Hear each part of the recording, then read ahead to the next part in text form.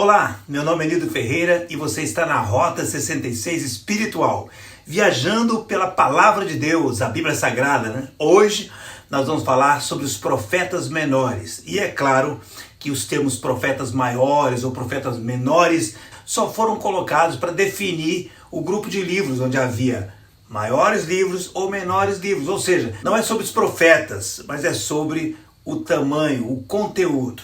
Capite? Mas antes de começar, deixa eu já te pedir, caso você não seja ainda inscrito no canal, por favor, se inscreva no canal, aperte o sininho para que você possa receber as notificações. Por favor, aperte o like, aperte o gostei, vai aí, faz isso agora, tá bom? Para impulsionar o vídeo e compartilhe com seus amigos, tá bom? E comente agora, comente aí, deixe seu comentário. Vamos viajar!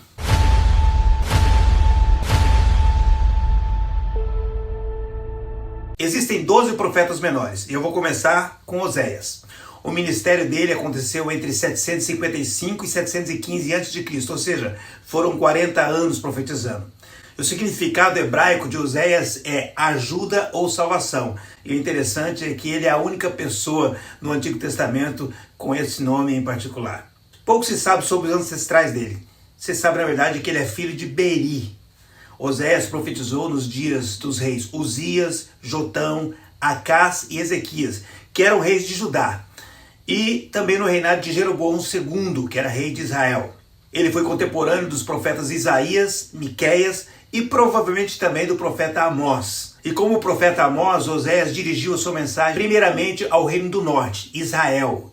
E a maior parte do seu trabalho terminou antes de 722, que foi quando aconteceu a queda de Samaria diante dos assírios. A vida familiar de Oséias foi usada por Deus como figura para o povo de Israel. O tema central da mensagem de Oséias é a infidelidade de Israel. Deus deu uma ordem ao profeta Oséias. Ele deveria se casar com uma mulher de prostituições e ter filhos de prostituição.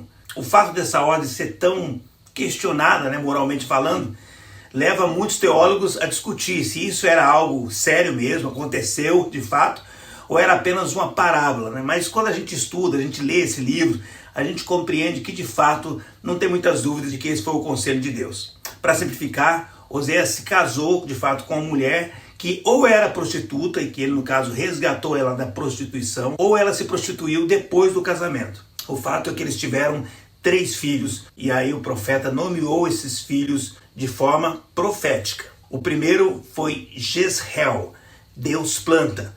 E ele é chamado dessa maneira por causa do juízo de Deus sobre a dinastia de Jeú, pelo massacre de Jezreel. Se cumpriu com a morte do rei Zacarias. A filha foi Loruama, não amada, pois Deus não amaria mais Israel, ou seja, não demonstraria mais o favor da aliança. E aí a terceira vem, que é Lo-Ami, não meu povo, pois os pecados de Israel o tinham removido do relacionamento com Deus. Olha que coisa forte o nome desses filhos do profeta.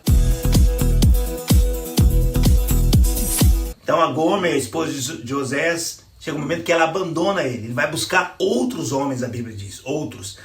E aí Deus dá um desafio muito maior ainda. Ele pede para fazer uma coisa muito mais difícil. Que é o quê? O profeta tinha que trazê-la de volta. E não somente trazê-la, não, que ele tinha que comprá-la e tinha que perdoá-la. Imagine como seria ter que comprar a esposa, tirá-la da prostituição e perdoá-la. É um desafio muito forte. Mas Oséias, de fato, fez isso. E isso ele fez para demonstrar o exemplo de como funciona o amor de Deus, a graça de Deus diante do pecado, da dificuldade do homem em se resolver, Depois disso, os nomes dos filhos vão mudar. Lo-Ruama, não amada, torna-se Ruama, amada. E Lo-Ami, não meu povo, torna-se Ami, meu povo. Uau, que coisa tremenda, Então é a mensagem da graça de Deus que está no coração desse livro de Oséias, Tanto o apóstolo Paulo como o apóstolo Pedro destacaram os gentios como o não povo, Vocês não eram povo, Que se tornaram povo de Deus. Pelo quê? Pela misericórdia que salva, Então o livro de Oséias, ele é riquíssimo, tremendo demais. Viajando, sem nunca desistir, eu sei exatamente para onde ela vai me conduzir. Joel, seu nome significa Jeová é Deus.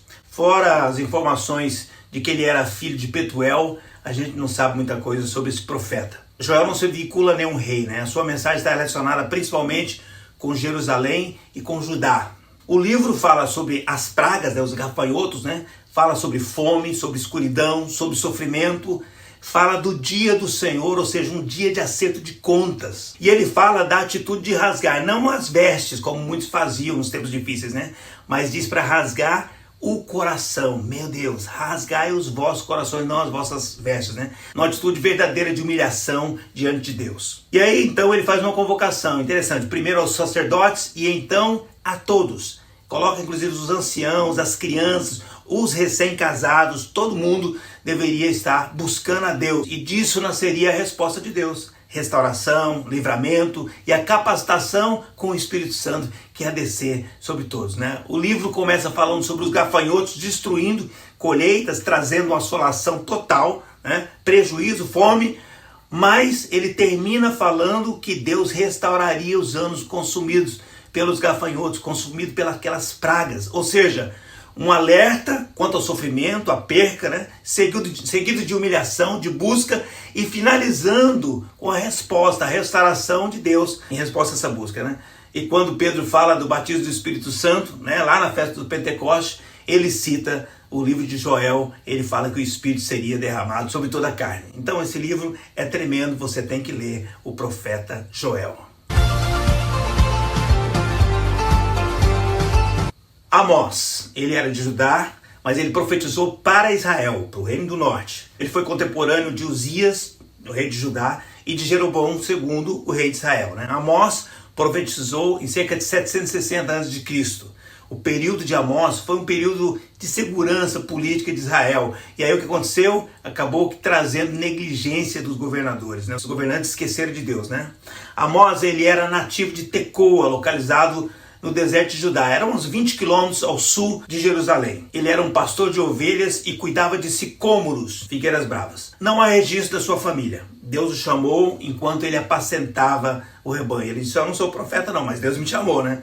E quando ele estava, de fato, apacentando. E apesar dele ser um pastor e um agricultor, é interessante, a maneira de Amós escrever mostra que ele era muito culto e ele tinha um profundo conhecimento da história e dos problemas da sua época. A grande proclamação do começo do livro, ele vai estabelecer de fato o tom da mensagem de Amós, ou seja, a voz do Senhor, como ele disse, bramando como um leão, ia ser ouvida em julgamento desde Sião. Amós revela a corrupção espiritual sobre o formalismo religioso e a prosperidade material da época. A mensagem de Amós é uma chamada à justiça e ao arrependimento, um grito de justiça que ressoa com toda a profecia. E aí ele enfatiza que a verdadeira adoração a Deus não está nos rituais e nas ofertas, mas em viver uma vida de justiça e piedade. Amós lembra o povo que a justiça é a base da vida e sem ela não pode haver vida verdadeira. Bom, vou deixar um versículo aqui importante e que sintetiza o ministério de Amós. Amós 5:24, que diz: mas corra o juízo como as águas e a justiça como um ribeiro perene.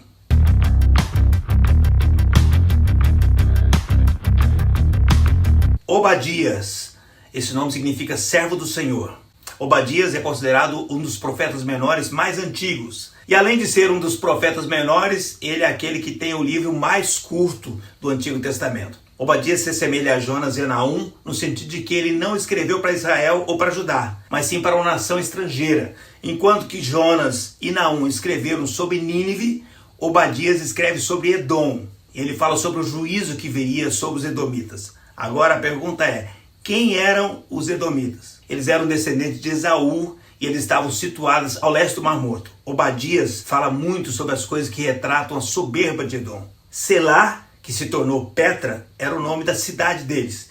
E ela foi construída nos montes, lá em cima nos montes. Então o que? Eles se sentiam muito seguros. A confiança deles não estava em Deus. Eles estavam buscando segurança no lugar em que eles habitavam. Mas mesmo que Edom se sentisse seguro, poderoso e se considerasse que estava numa fortaleza, né? A mensagem de Obadias é clara. Deus era o Deus que governava sobre as nações e Deus que determinava os destinos, né? E muitas vezes a gente se sente como os edomitas, né? Seguros demais, longe de Deus, independentes. Toma cuidado com isso. Vamos lá. Obadias denuncia a violência de Edom contra Israel ou Judá, que está presente em todo o Antigo Testamento, né? E apesar de a gente não saber direito quando foi escrito, mas é interessante que a narrativa dele dá uma ideia de quando ele escreveu. Ele demonstra que ele conheceu o momento em que Jerusalém foi invadida e destruída pelos babilônicos e que também os edomitas se aproveitaram dos judeus e roubaram inclusive os judeus quando eles estavam fugindo. Então é algo realmente cruel, né? Então Obadias é o profeta que nos leva a refletirmos sobre as más ações humanas, né? O espírito de vingança e que traz consequência com certeza. Jonas, ele acabou ficando conhecido como profeta fujão. Jonas recebeu a incumbência de Deus para ir até Nínive e pregar juízo, mas ele fugiu, né? Os motivos da sua fuga, segundo ele mesmo explicou no final do livro, foi que ele presumia que Deus não destruiria os ninivitas, né? Mas os teólogos trabalham na ideia do seguinte, que ele entendia que Jonas tinha muitas barreiras, né, com os ninivitas, né? Por quê? Porque era um povo mau, e ele sabia disso, né? Então provavelmente ele tinha ouvido muito sobre as atrocidades que o povo de Nínive fazia com seus prisioneiros, e esse contexto pode ter influenciado na decisão dele em fugir e não ir lá falar nada com os ninivitas, deixar eles serem destruídos, né? Jonas, ele era filho de Amitai, que significa verdade, olha que coisa interessante. E Jonas significa pombo. Aí você lembra da figura pombo-correio, né? A combinação perfeita, né? O pombo-correio que levaria a mensagem da verdade para aquele povo. Mas de fato Jonas caiu fora, ou caiu dentro, né? Foi para o navio, né? Tentando fugir, ele desceu para o barco. Depois ele desceu para o porão do barco, ficou lá dormindo, veio a tempestade. E aí ele falou, pode me jogar no mar, que o problema está comigo, né? E aí foi para o mar e desceu às profundezas do mar, até que ele desceu ao ventre do grande peixe, né? Então ele estava fugindo da visão. Enquanto quando a pessoa foge, é muito complicado, né? Porque a missão é o nosso colete salva-vidas. É quando a gente está na missão, Deus está protegendo a gente, né? Paulo fez isso, né? Paulo estava na missão, pregando o evangelho, né? E quando ele estava no navio, veio uma tempestade, mas aí o anjo apareceu a ele, e aí falou com ele, ele confortou as pessoas, ninguém vai morrer. Ao final, ninguém morreu mesmo, né? Porque Paulo estava no barco, né? Mas no caso de Jonas, veio também uma tempestade, e a questão foi diferente, né? Foi ao contrário, né? Ele pediu para ser jogado no mar, porque ele viu que além de não salvar ninguém, ele poderia ser de fato aquele que comprometeria a vida daquelas pessoas que estavam naquele barco. Depois de ser salvo pelo peixe, que estava cumprindo a sua missão de salvar Jonas, Jonas decidiu cumprir a sua missão de pregar o evangelho em Nínive. Então ele vai lá, ele pregou sobre a destruição de Nínive. Aí ele viu o rei e também a cidade se humilhar, se converter.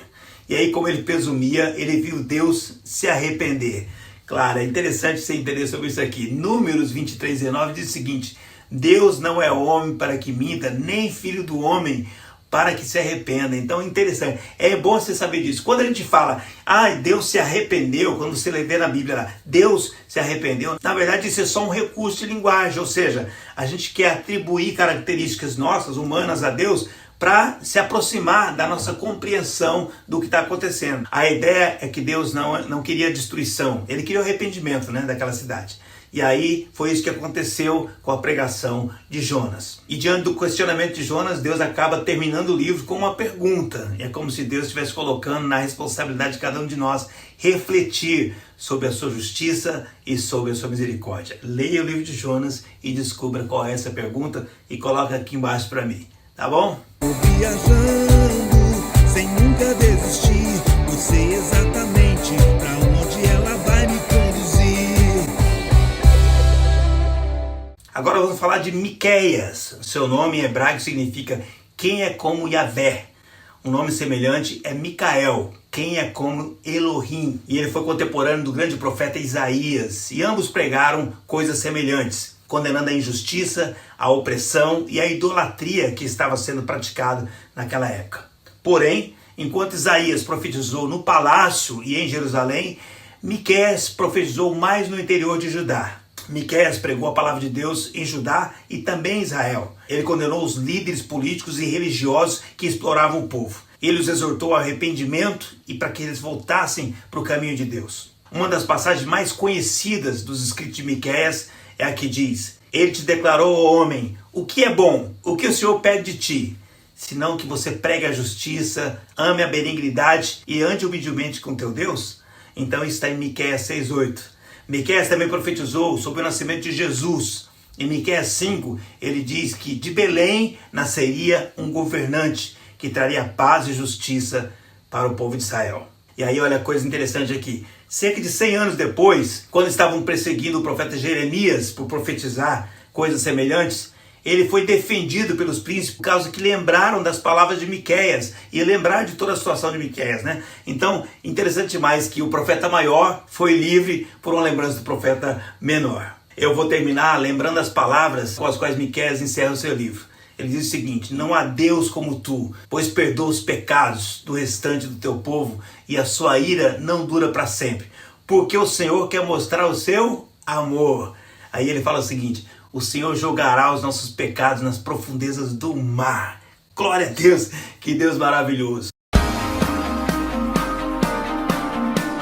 Naum, o nome dele vem do vocábulo hebraico conforto, confortador, que deriva do verbo arrepender-se. Há pouco eu falei de Jonas, né, que foi enviado por Deus a Nínive para dar a chance de arrependimento, né, o que de fato aconteceu, mas agora havia passado provavelmente uns 100 anos e Naum identifica-se com Jonas porque ele também vai trazer uma mensagem para Nínive. Mas há uma diferença bem clara aqui, né? É que a mensagem dele não parece não ser entregue para Nínive de fato. Seria uma mensagem que poderia chegar a Nínive, mas provavelmente penso que ele está falando para o povo de Deus, sobre o controle de Deus sobre a história dos governos, né?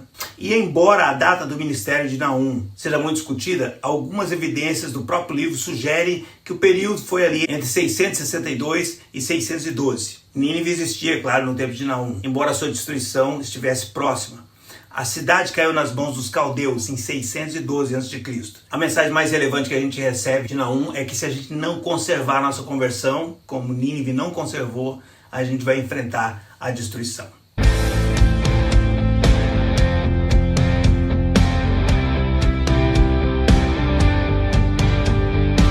Abacuque significa abraço. A gente não sabe muito, né, sobre Abacuque. Embora se possa pensar algumas coisas. Ele viveu em Judá, provavelmente em Jerusalém, durante os últimos dias de Josias e sob o reinado de Jeoaquim. Isso foi na época em que Judá caiu para Nabucodonosor, em que Judá foi para o exílio babilônico, né? Nós sabemos disso porque ele faz referência aos babilônicos, né? Ele fala um povo amargo e impiedoso que marcha para se apossar dos povos. Em muitas bíblias você vai ver, ao invés de babilônico, você vai ler caldeus. E a razão é devido à região de onde eles vinham, né? Que é o atual Iraque. Então a Caldeia é o atual Iraque. E Abacuque não era só um profeta, ele era também um poeta. O seu livro apresenta uma linguagem poética e uma estrutura literária muito mais elaborada do que muitos outros livros proféticos do Antigo Testamento. E além disso, ele cita o cantor-mor, ou seja, o cantor principal, o líder do louvor, né? E também cita instrumentos. O seu livro é composto por uma série de oráculos. O que é oráculos? Oráculos são as respostas, o diálogo ali dele com Deus e as respostas de Deus às indagações do profeta, né? E aí no capítulo 3 nós encontramos a maravilhosa oração de Abacuque. Ele é o autor da maravilhosa frase: o justo viverá pela fé. Uau, meu Deus. Essa frase foi usada por Paulo em Romanos e em Gálatas, e o autor de Hebreus também cita essa frase. O livro de Abacuque começa com uma reclamação. Ele começa a reclamar com Deus, né? E aí Deus vem e traz uma resposta para ele. Difícil, né? Mas aí no final, no capítulo 3, ele vem com uma mensagem de esperança, né? Ele sabia que as coisas iam complicar de fato. Estava diante dele coisas muito difíceis, né? Mas ele cria na resposta de Deus, na resposta futura. E é por isso que ele se alegra em Deus. Então eu vou fechar com o texto que eu falei para você que é lindo demais, que encerra o livro de Abacuque. Ainda que a figueira não floresça, que não haja fruto na vide, que as ovelhas sejam arrebatadas e nos currais não haja gado. Todavia eu me alegrarei no Senhor. Exultarei no Deus da minha salvação. Abacuque 3, 17, 18, tremendo demais. Sofonias, ele foi o nono dos 12 profetas menores e o seu nome significa o Senhor me esconde. Alguns destaques sobre ele em relação aos outros profetas são: nenhum outro profeta é apresentado com uma genealogia tão longa. A Bíblia diz que ele era filho de Cusi, filho de Gedalias, filho de Amarias, filho de Ezequias. Uau! Sofonias, querido, ele era tetraneto do rei Ezequias, um dos grandes nomes da monarquia de Judá, né? Homem de Deus, né? Então esse profeta já tinha uma herança espiritual dentro da família, que alcançou ele, né? Sofonias, ele foi contemporâneo do profeta Jeremias e do rei Josias. E nessa época, Josias ele começou a reformar o templo. E aí o sacerdote Ilquias encontra o livro da lei e aí ele traz. E o rei fica assustado com as palavras e aí ele manda perguntar a uma profetisa que tinha na época também, que era a profetisa Ulda.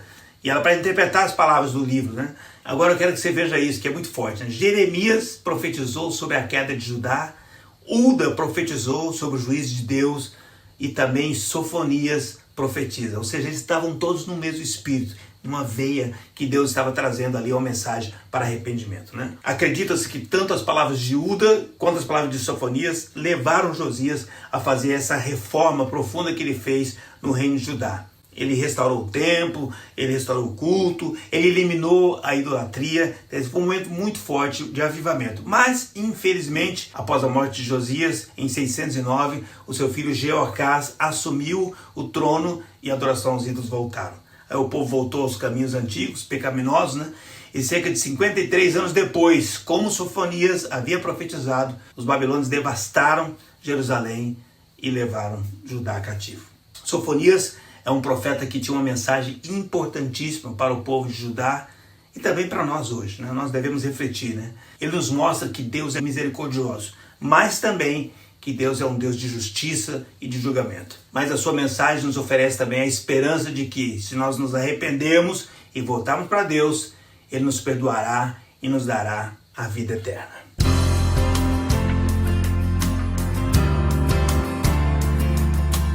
Ageu, que significa festa. Praticamente nada se sabe sobre esse profeta. O certo é que ele profetizou no período pós-cativeiro. Por quê? Porque ele está falando, está encorajando o povo a reconstruir o templo de Jerusalém. A primeira parte das suas profecias é de condenação sobre aqueles que retornaram da Babilônia e ficaram buscando seus interesses sem começar a se preocupar com a restauração do templo, da casa de Deus, né? Pelas datas que ele narra, o ministério não durou muito não, foi 4 meses, pelo menos no sentido da sua atuação descrita no livro, né? Mas a sua participação nesse período foi muito, muito importante. Tanto foi importante que ele é mencionado por Esdras 2 vezes. Muitos intérpretes acreditam que a pergunta que ele faz, quem de vocês restou que viu a casa na sua antiga glória, podia indicar que ele era idoso e que ele então fazia parte desse povo, dessa geração que conseguiu ver a casa, né, cerca de 66 anos atrás, né? E Ageu não fala muito da fase pós-reconstrução, mas em Esdras os anciãos choravam comparando os dois templos, né? Eles olhavam e via que o primeiro era mais bonito, né, mais belo, né? Algo tremendo foi a reação de Judá em relação ao profeta Ageu. Muito interessante. No capítulo 1, dos versos 12 ao 14, a Bíblia diz que tanto Zorobabel, o governador, né, quanto Josué, o sumo sacerdote, e todo o restante do povo obedeceram à profecia e começaram a reconstruir o templo. Então, com certeza, Ageu foi usado por Deus na sua época. E aí eu termino citando um dos textos usados do livro, Ageu 2:9, muito conhecido. A glória dessa última casa será maior do que a da primeira, diz o Senhor dos Exércitos. Glória a Deus, amém? Eu declaro que nas nossas vidas, aquilo que Deus tem para fazer é maior do que aquilo que Ele já fez no passado, em nome de Jesus. Amém? Zacarias é o Senhor lembra. Ele exerceu seu ministério após o exílio da Babilônia e é identificado como filho de Baraquias e neto de Ido. Aí aqui tem uma coisa interessante. Provavelmente ele era de linhagem sacerdotal, porque esse Ido, ele era sacerdote. Então, sendo assim, ele exerceu seu ministério em certo grau, né? Semelhante a Samuel, que era sacerdote e profeta. Algo particularmente interessante nos escritos de Zacarias é o registro das suas visões, né? Cheias de imagens dramáticas, né? E apocalípticas, né?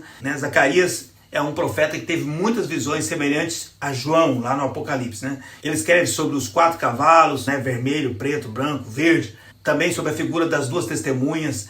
Proporcionalmente ao seu tamanho, Zacarias é o livro do Antigo Testamento citado com mais frequência no Novo Testamento. E foi ele que profetizou que o Messias entraria em Jerusalém montado no jumentinho. e também foi ele que profetizou a traição de Jesus por 30 moedas de prata. Zacarias foi um profeta muito, muito relevante. E eu encerro com Malaquias, que significa meu mensageiro. Ele escreveu no período pós-exílio também, sendo inclusive depois da reconstrução do templo.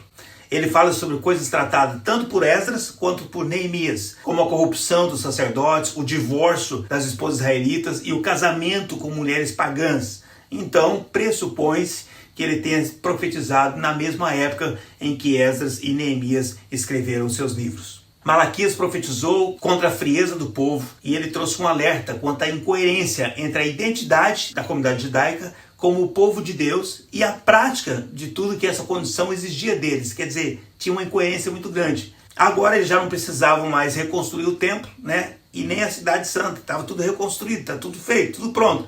Pelo contrário, agora a questão era a adoração, adorar com o coração verdadeiro, né? Era a questão de vida santa, né? De serviço sagrado a Deus. Então ele profetizou contra a frieza que acontecia naquele momento. E apesar de muitos só lembrarem de Malaquias 3:10, né, que fala sobre dízimos, né, com certeza Malaquias falou muito mais e a gente tem que ler para aprender. Né? Foi ele, por exemplo, que profetizou sobre João Batista, que viria preparar o caminho do Senhor. Né? E foi ele que também falou que Deus converteria o coração dos pais aos filhos e dos filhos aos seus pais.